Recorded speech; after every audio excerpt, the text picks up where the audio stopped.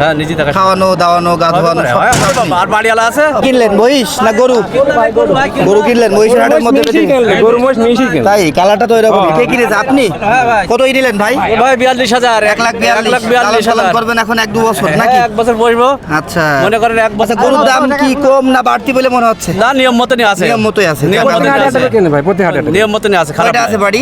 বাড়ি 6টা 6টা। এটা নিয়ে 7টা হলো। 7টা হইলো আর কয়টা কিনবেন?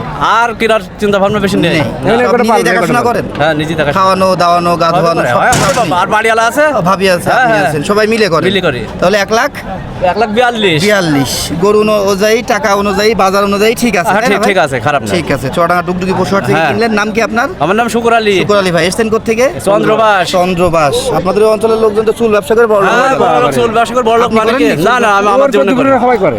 না, আমি করিনি না ঠিক আছে। এলাকা আমার ব্যবসা না করাই ভালো। ওই ব্যবসা কিন্তু আপনার ঠিক না করা বুঝেছেন। মানুষের অঙ্গ প্রত্যঙ্গ বা আপনার ওই যে চুল এইগুলো নিয়ে একটু নিষেধাজ্ঞা আছে। তো যাই হোক আমরা ওদিকে না যাই, যে যা করে করুক। এই গরুটা 1,42,000 টাকায় কিনলো আর বিক্রি হলো চুয়াডাঙ্গা ডুগডুগি পশুহাট থেকে। আপনারা যারা এই টাইপের গরু চাচ্ছেন নিতে ভিজিট করেন। আর কাস্টমার কিন্তু নিজেই বললেন গরুর দাম বাড়তেও না কমও না, ঠিক আছে।